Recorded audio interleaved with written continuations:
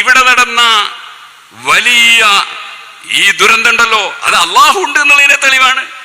സുബ്ഹാനല്ലാഹ്. ഒരു അമ്മ വളരെ വിഷമിച്ച് അങ്ങനെ വീട് പോയി, എല്ലാം പോയി, കുട്ടിയെയും എടുത്ത് കാട്ടിലേക്ക് കയറിയപ്പോ ഒരു വലിയ കൊമ്പനാന. ആ കൊമ്പനാനയോട് ഈ അമ്മ സംസാരിക്കുകയാണ്, ഒന്നും ചെയ്യരുതേ. അമ്മ പറയുന്നു, അതേ ആ ആനയുടെ കണ്ണിന്ന് വെള്ളം വരികയാണെന്ന് തോന്നുന്നു. എന്നിട്ടോ ആ അമ്മയെയും കുട്ടിയെയും ആന ഒന്നും ചെയ്തില്ല, സുരക്ഷിതമായി അവിടെ നിർത്തി.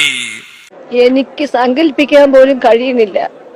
അപ്പുറം ഇപ്പുറം ഒക്കെ വെള്ളവും മരങ്ങളും വന്ന് കടലായിരുന്നു. കുട്ടീന്റെ ചെറുവിരല് കിട്ടി, അതിനെ പിടിച്ച് വലിച്ചെടുത്തിട്ട് വീണ് കിടക്കുന്ന വാർപ്പിന്റെ മേലെ കയറി. അപ്പൊ 2 നില കെട്ടിടം മറിഞ്ഞു വരികയാണ്. ഇവരിന് രണ്ടാളിനെയും കൂടി പിടിച്ചിട്ട് ഞങ്ങള് നീന്തി ഈ കുട്ടിനെയും ഒരു വയ്യാത്ത അമ്മനെയും ഒക്കെ പിടിച്ച് കയറ്റി അതിന്റെ മേലേക്ക് പോയി പട്ടതും വലിയൊരു കൊമ്പന്റെ അടുത്താ ആനനോട് പറഞ്ഞു, ഞങ്ങള് വലിയ ദുരിതത്തിന്നാ വരുന്നേ, ഈ ഞങ്ങളെ ഒന്ന് കാണിക്കല്ലേ പറഞ്ഞു. ആന 2 കണ്ണൊന്ന് വെള്ളം ഒഴുക, അതിന്റെ കാലും ചോട്ടിൽ നേരം വെളുക്കുന്നവരെ കിടന്നു. ഞങ്ങള് ദൂരത്തു നിന്നൊക്കെ എല്ലാരും വന്നു, പിന്നെ അവര് ഞങ്ങളെ കൊണ്ട് എത്തിച്ചത്. സുബ്ഹാനല്ലാഹ്.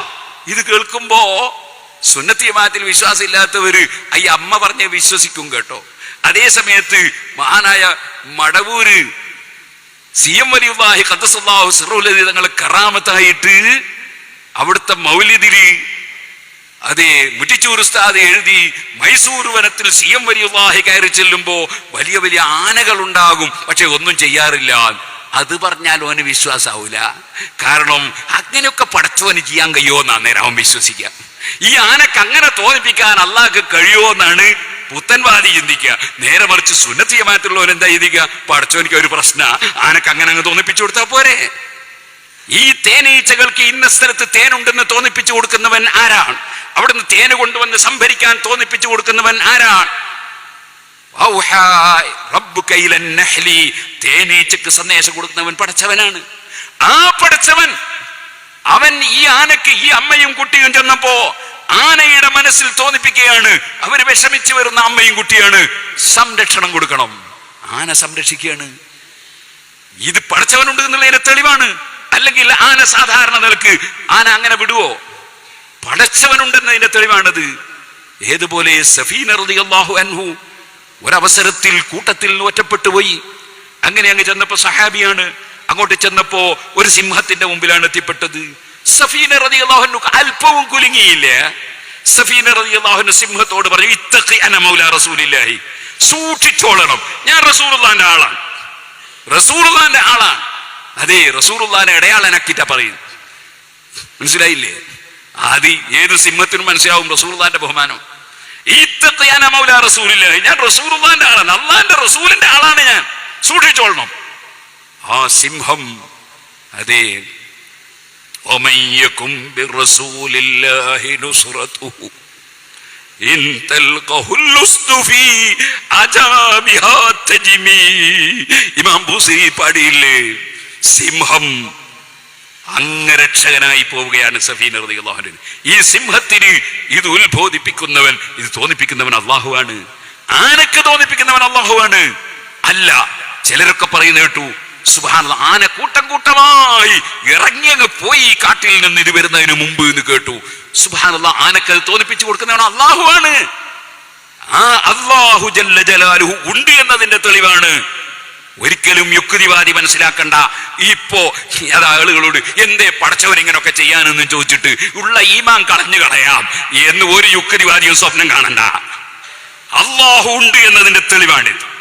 അല്ലാഹുവിൽ വിശ്വസിക്കുന്നവർക്ക് എന്ത് സംഭവിച്ചാലും അലാ ബിദിക്രില്ലാഹി തത്മഇന്നുൽ ഖുലൂബ്, അവർക്ക് ഹൃദയത്തിന്റെ സമാധാനമാണ്. മുസീബത്തുകൾക്ക് മുഴുവനും പ്രതിഫലമാണ്. ആ പ്രതിഫലം അനുഭവിച്ചുകൊണ്ട് ജീവിക്കുകയാണ് ബഹുമാനപ്പെട്ട ഉമർ ഇബ്നുൽ ഖത്താബ് റളിയല്ലാഹു അൻഹു, ഉസ്മാൻ ഇബ്നു അഫ്ഫാൻ റളിയല്ലാഹു അൻഹു, അലി ഇബ്നു അബീ ത്വാലിബ് റളിയല്ലാഹു അൻഹു, ജഅഫർ ഇബ്നു അബീ ത്വാലിബ് റളിയല്ലാഹു അൻഹു, അതേ ഹംസത്തുൽ കറാർ റളിയല്ലാഹു അൻഹു, കൊല്ലപ്പെട്ടു പോയ സക്കരിയ നബിയും യഹ്യാ നബി അലൈഹിസ്സലാം അടക്കം സുഹൃത്തുക്കളെ, അവർ അവരുടെ ഈ ഭൗതിക ലോകത്തുള്ള ജീവിതത്തിൽ നിന്ന് അങ്ങോട്ട് മൺമറഞ്ഞതിന്റെ ശേഷം അവരെല്ലാം സന്തോഷം അനുഭവിച്ചു കൊണ്ടിരിക്കുകയാണ്. ഒരിക്കലും വിചാരിക്കണ്ട അംഹസിബല്ലദീന യജ്തറഹു സയ്യാത്തി അൻ നജഅലഹും കല്ലദീന ആമനൂ വഅമിലു സ്വാലിഹാത്ത്. ഈമാനും സൽക്കർമ്മവും ഉള്ളവർ അവര് മരിച്ചു കഴിഞ്ഞാൽ അവര് നഷ്ടപ്പെട്ടു പോയിന്നോ, അവർക്ക് വിഷമമായി പോയിന്നൊന്നും വിചാരിക്കണ്ട. സവാഅം മഹ്യാഹും വമമാതുഹും, അവരെ ജീവിതവും മരണവും തുല്യമാണ്. അവർക്കൊരു പ്രശ്നവുമില്ല. അവർക്ക് അവിടെ മരണപ്പെടുമ്പോൾ കറാമത്ത് വർദ്ധിക്കുകയാണ്, അവർക്ക് മഹത്വം വർദ്ധിക്കുകയാണ്, അവർക്ക് സ്ഥാനം വർദ്ധിക്കുകയാണ്, പ്രതിഫലം ലഭിക്കുകയാണ്. അതുകൊണ്ടാണ് അല്ലാഹു ജല്ല ജലാലു പറഞ്ഞ അവരൊന്നും മരിച്ചു എന്ന് പറയണ്ട, അവർ സജീവമാണ്. ഞാൻ അതിലേക്ക് നീട്ടി സംസാരിക്കുന്നില്ല. അതുകൊണ്ട് എനിക്ക് ഈ വയനാട്ടിലുള്ള ജനങ്ങളോടും അതുപോലെ വിപത്ത് പറ്റിയവരോടൊക്കെ പറയാനുള്ളത്, അള്ളാഹുവിന്റെ തീരുമാനം അതവൻ കൃത്യമായി നടപ്പാക്കുന്നു. അതെങ്ങനെ നടപ്പാക്കുന്നു അത് നമ്മളല്ലല്ലോ തീരുമാനിക്കേണ്ടത്, ഉടമസ്ഥനല്ലേ തീരുമാനിക്കേണ്ടത്. എന്റെ വീട്ടിൽ ഞാൻ എവിടെ ബിൽഡിംഗ് ഉണ്ടാക്കണം, എന്റെ പറമ്പിൽ ഞാൻ എവിടെ ബിൽഡിംഗ് ഉണ്ടാക്കണം, ആ ബിൽഡിംഗ് ഉണ്ടാക്കിയത് ഞാൻ എപ്പോ പൊളിക്കണം, ഞാൻ എപ്പോഴത് മാറ്റി പറിക്കണം, എപ്പോൾ അത് വികസിപ്പിക്കണം, എപ്പോൾ അത് വേണ്ടെന്ന് വെക്കണം എന്ന് ഉടമസ്ഥനായ ഞാനാണ് തീരുമാനിക്കേണ്ടതെങ്കിൽ ആകാശഭൂമികളെ മുഴുവനും സൃഷ്ടിച്ച റബ്ബാണ് ഭൂമിയിൽ എന്ത് ചെയ്യണം എന്ന് തീരുമാനിക്കാനുള്ള യഥാർത്ഥ ഉടമസ്ഥൻ അവനാണ്. മറ്റുള്ളവർക്ക് താൽക്കാലികമായ ബാഹ്യമായ ഉടമസ്ഥന്മാരാണ്. ലാ യുസ്അലു അമ്മാ യഫ്അലു വഹും യുസ്അലൂൻ. അതുകൊണ്ട് തന്നെ അവനവന്റെ ഇഷ്ടപ്രകാരം ചെയ്ത കാര്യത്തിൽ ഈമാനുള്ളവർക്ക്, അള്ളാഹുവിനെ സ്നേഹിക്കുന്നവർക്ക്, അള്ളാഹുവിൽ വിശ്വസിക്കുന്നവർക്ക്, അള്ളാഹുവിനെ ഉൾക്കൊള്ളുന്നവർക്ക് യാതൊരു ടെൻഷനും ഉണ്ടാകാൻ നിവൃത്തിയില്ല. അതേ സമയത്ത് നമ്മുടെ മനസ്സിന് വേദന ഉണ്ടാവുക സ്വാഭാവികമാണ്. നബി സല്ലല്ലാഹു അലൈഹി വസല്ലം മകൻ ഇബ്രാഹിം എന്ന കുട്ടി മരണപ്പെട്ടപ്പോ നബി തങ്ങളെ കണ്ണിൽ നിന്ന് വെള്ളം ഇങ്ങനെ ഒലിക്കുന്നു, അത് സ്വാഭാവികമാണ്. അങ്ങനെ ഒലിക്കുമ്പോ സഹാബത്ത് നല്ല നബിയെ തങ്ങൾക്ക് അറിയാണോ? അപ്പൊ നബി തങ്ങൾ പറയുന്നു, അത് മനസ്സിന്റെ അലിവാണ്, മനസ്സിന്റെ അലിവാണ്, അത് സ്വാഭാവികമാണ്, അതിന് തെറ്റില്ല. പക്ഷെ അതിന്റെ പേരിൽ നെഞ്ഞത്തടിക്കാൻ പാടില്ല, അതുപോലെ തന്നെ കൂക്ക് വിളിക്കാൻ പാടില്ല, മുടി പറിച്ചിടാൻ പാടില്ല, കുപ്പായം കീറാൻ പാടില്ല, അതിന്റെ പേരിൽ ദുഃഖം പ്രകടിപ്പിക്കാൻ പാടില്ല. ദുഃഖം ഉണ്ടായാലും സ്വാഭാവികമാണ്. അത് കടിച്ചിറക്കി അള്ളാഹുവിന്റെ പൊരുത്തത്തിന് വേണ്ടി ക്ഷമിച്ചു നിൽക്കുമ്പോൾ അള്ളാഹു വലിയ പ്രതിഫലം കൊടുക്കുന്നു. അത് ചിലപ്പോൾ ദുനിയാവിൽ തന്നെ ജീവിച്ചിരിക്കുന്നവർക്ക് ദുനിയാവിലും കിട്ടും, ആഖിറത്തിൽ വേറെയും കിട്ടും. അങ്ങനെ പടച്ചവനിലേക്ക് ഖൽബ് തിരിച്ച് നല്ല മനസ്സമാധാനത്തോടെ നിങ്ങൾ ജീവിക്കണം എന്ന് എന്റെ സദസ്സിൽ വന്ന എല്ലാവരോടും ഞാൻ ഉണർത്തുന്നു. ഞാൻ നിങ്ങളോട് ചോദിക്കട്ടെ, ഈ ഭൂമിയിൽ ഏതെല്ലാം കക്ഷികളുണ്ട്, എന്തെല്ലാം കക്ഷികളുണ്ട്. അള്ളാഹ് നമുക്ക് ഇതിന്റെ അമത്ത് വളരെ വലുതല്ലേ. ഞാനൊരു ദിവസം ഇങ്ങനെ വടകര റെയിലിന്റെ പാളത്തിന്റെ അടിയിലൂടെ ഇങ്ങനെ നടന്നുപോയി ഒരു മരുന്ന് പറിക്കാൻ പോയതാണ്. എന്റെ ബാപ്പുണ്ടായിരുന്ന കാലത്ത്. അത് കഴിഞ്ഞിങ്ങനെ കയറി പോകുമ്പോ ഒരു ഹോട്ടലിൽ നിന്ന് ഭക്ഷണം കഴിച്ച് അവശിഷ്ടങ്ങൾ കൊണ്ടുവന്ന് എറിഞ്ഞ ഒരു സ്ഥലം കാണുന്നു. അവിടെ വെച്ച് നായകൾ ഭക്ഷണം കഴിക്കുന്നുണ്ട്. കൂട്ടത്തിൽ ഒരു ചെറുപ്പക്കാരൻ അവിടെ ഓടി വന്ന് നായയൊക്കെ തെളിച്ചോടിച്ചിട്ട് അവൻ അവിടെ വന്ന് ഇലകളിൽ നിന്നൊരു ഇലയെടുത്ത്, ഭക്ഷണത്തിന്റെ അവശിഷ്ടങ്ങളുള്ള ഒരു ഇലയെടുത്ത് നിലത്ത് വിരിച്ചിട്ട് ബാക്കിയുള്ള ഇലകളിലൊക്കെ ഒട്ടിപ്പിടിച്ച ഭക്ഷണങ്ങൾ കൈകൊണ്ട് തുടച്ചെടുത്ത് അതിലേക്ക് ഒന്നിച്ച് സമാഹരിച്ച് ആ ചെറുപ്പക്കാരൻ കഴിക്കുന്നു. മാനസിക രോഗിയാണ്. അത് കണ്ടപ്പോൾ ഞാൻ ഇങ്ങനെ ആലോചിച്ചു, എന്റെ റബ്ബ് എനിക്ക് തന്ന അനുഗ്രഹം എത്രയാണ്, എത്ര മാനമായിട്ട് ജീവിക്കാനുള്ള കഴിവ് അള്ളാഹു എനിക്ക് തന്നു, എത്ര നല്ല ചിന്ത എനിക്ക് അള്ളാഹു തആല തന്നു. ഇതൊക്കെ തന്ന റബ്ബല്ലേ എന്റെ റബ്ബ്. ഇങ്ങനെയും ആളുകൾ ഉണ്ടല്ലോ. പടച്ചവനെ, അങ്ങകലെ ഫലസ്തീനിൽ ചെറിയ പിഞ്ചുമക്കളെ ഇങ്ങനെ കൊല്ലപ്പെട്ടുകൊണ്ടിരിക്കുന്നു. ആരാണ് അവരെ നോക്കാനുള്ളത്? ആരാണ് അവർക്ക് വേണ്ടി ശബ്ദിക്കാനുള്ളത്? ആരാണ് സംരക്ഷിക്കാനുള്ളത്? അത് അവർക്ക് വലിയ പ്രതിഫലം കൊടുക്കാൻ വേണ്ടിയുള്ള വലിയ വിപത്താണ്, മുസീബത്താണ്. പക്ഷേ അതിന്റെ പേരിൽ ആ ചെറിയ മക്കളെ ഈമാൻ തെറ്റിപ്പോകുന്നില്ല, അവിടെയുള്ള സ്ത്രീകളെ ഈമാൻ തെറ്റിപ്പോകുന്നില്ല, അവിടെയുള്ള പുരുഷന്മാരെ ഈമാൻ തെറ്റിപ്പോകുന്നില്ല, അവിടെ ഒന്നും ഈമാൻ തെറ്റുന്നില്ല. ഇതൊക്കെ റബ്ബ് ഞങ്ങൾക്ക് തന്ന പരീക്ഷണമാണ്. അതിനൊക്കെ റബ്ബിന്റെ അടുക്കൽ പ്രതിഫലം കിട്ടുമെന്ന നിലക്ക് അവര് ക്ഷമിച്ച് നെഞ്ചൂക്കോടുകൂടെ നിൽക്കുകയാണ്. എങ്കിൽ സുഹൃത്തുക്കളെ, നമുക്ക് അൽഹംദുലില്ലാ ഇവിടെ മുസീബത്ത് വന്നപ്പോ അതിന്റെ പേരിൽ കുറെ ആളുകൾക്ക് പ്രതിഫലം കൊടുക്കാൻ കൂടി റബ്ബിന്റെ തീരുമാനം ഉണ്ടാകാം. ആളുകളുടെ സഹായം ഒഴുകി വരികയാണ്. ആളുകളെല്ലാം നമുക്ക് വേണ്ടി പ്രാർത്ഥിക്കുകയാണ്, നമുക്ക് വേണ്ടി ചിന്തിക്കുകയാണ്, നമുക്ക് വേണ്ടി അധ്വാനിക്കുകയാണ്, നമുക്ക് എന്തും തരാൻ ആളുകൾ തയ്യാറാവുകയാണ്. അതൊക്കെ അള്ളാഹു അവരെ മനസ്സിൽ ഇട്ടുകൊടുത്തത് കൊണ്ടല്ലേ? ഈ ആനയുടെ മനസ്സിൽ നല്ലത് തോന്നിപ്പിച്ച റബ്ബ് ജനങ്ങൾക്കൊക്കെ ഇവരെ സഹായിക്കണമെന്ന ചിന്ത തോന്നിപ്പിക്കുന്നു, ഇവരെ സംരക്ഷിക്കണമെന്ന ചിന്ത തോന്നിപ്പിക്കുന്നു. അത് റബ്ബിന്റെ കാരുണ്യമല്ലേ? ആ റബ്ബിനോടുള്ള സ്നേഹം വർദ്ധിക്കണം, ആ റബ്ബിലേക്കുള്ള ചിന്ത വർദ്ധിക്കണം, ആ റബ്ബിനോട് ഇനിയും നല്ലത് തരാൻ വേണ്ടി പ്രാർത്ഥിക്കണം, മുസീബത്തുകളിൽ നിന്ന് രക്ഷപ്പെടാൻ വേണ്ടി റബ്ബിനോട് താണുകയാണ് അപേക്ഷിക്കണം. അവൻ എന്ത് തന്നാലും തന്നതിനെ നമ്മൾ രണ്ട് കൈയും കൂട്ടി വാങ്ങണം. അതിൽ നമുക്ക് പ്രതിഷേധമില്ല, എതിർപ്പില്ല, അള്ളാഹുവിനെ കുറിച്ച് തെറ്റിദ്ധാരണയില്ല, അള്ളാഹുവിനോടുള്ള സ്നേഹത്തിനൊരു കുറവുമില്ല. മോമിനായ മനുഷ്യൻ വല്ലദീന ആമനു അസദ്ദു ഹുബ്ബൻ ലില്ലാഹ്, ഈമാനുള്ളവൻ ഏറ്റവും കൂടുതൽ സ്നേഹിക്കുന്നത് അള്ളാഹുവിനെയാണ്. അവനെ തന്നെയല്ലേ സ്നേഹിക്കേണ്ടത്? എന്റെ കണ്ണുകൊണ്ട് ഞാൻ എത്ര തെറ്റ് ചെയ്തു പോയി, എന്നിട്ടും എന്റെ കണ്ണിന്റെ കാഴ്ച അവൻ പിൻവലിച്ചിട്ടില്ലല്ലോ. എന്റെ കൈ കൊണ്ട് ഞാൻ എത്ര തെറ്റ് ചെയ്തു പോയി, എന്നിട്ടും എന്റെ കൈ അവൻ കുഴച്ചു കളഞ്ഞിട്ടില്ലല്ലോ.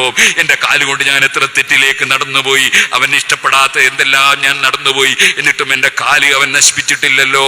അങ്ങനെ പലതും പലതും തെറ്റുകൾ വന്നിട്ടും എന്റെ റബ്ബ് എന്നെ ഇതുവരെയും അതൊന്നും നഷ്ടപ്പെടുത്താതെ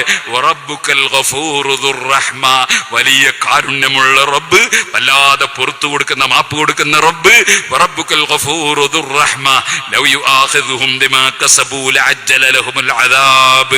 ആ റബ്ബെങ്ങാനും തെറ്റിയുമ്പോൾ തന്നെ ശിക്ഷിക്കുകയാണെങ്കിൽ നമ്മളിവിടെ ബാക്കി ഉണ്ടാവോ? അപ്പൊ അള്ളാഹുവിന്റെ കാരുണ്യം കൊണ്ടാണ് നമ്മളൊക്കെ ഇവിടെ നിലനിന്നത്.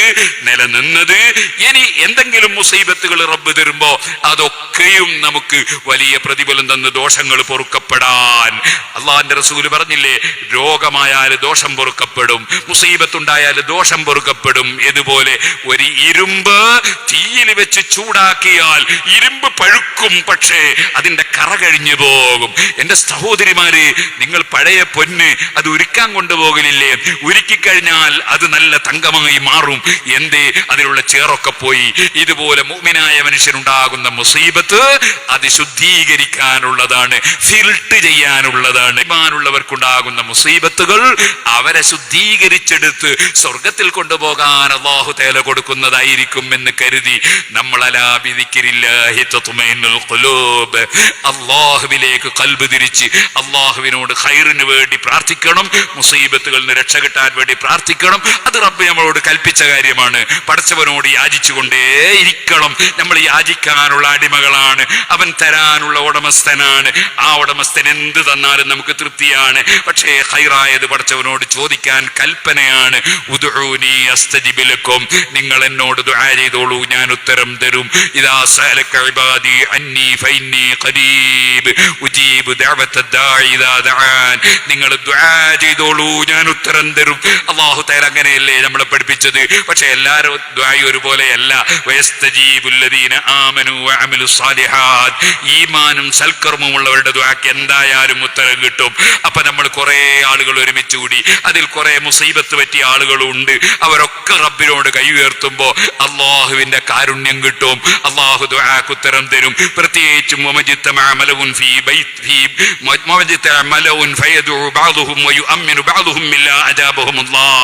ആളുകൾ ഒന്നിച്ച് മുഅ്മിനീങ്ങൾ ഒരുമിച്ച് കൂടി ദുആ ചെയ്താൽ അള്ളാഹു ഉത്തരം കൊടുക്കും.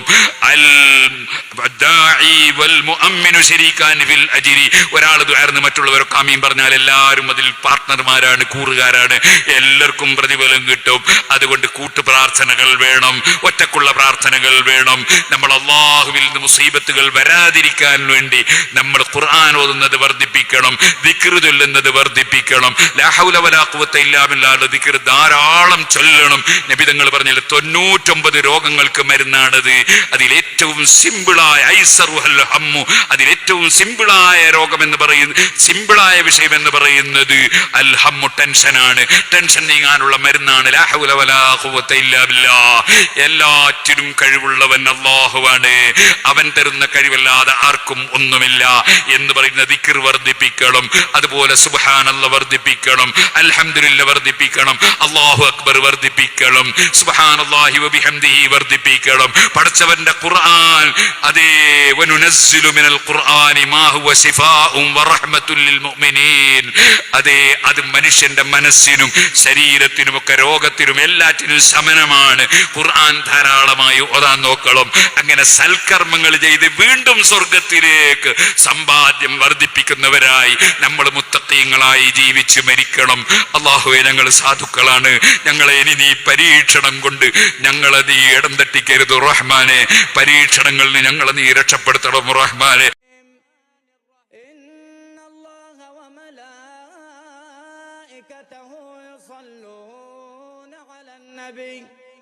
يا أيها الذين آمنوا صلوا عليه وسلموا تسليما. اللهم صل وسلم وبارك عليه.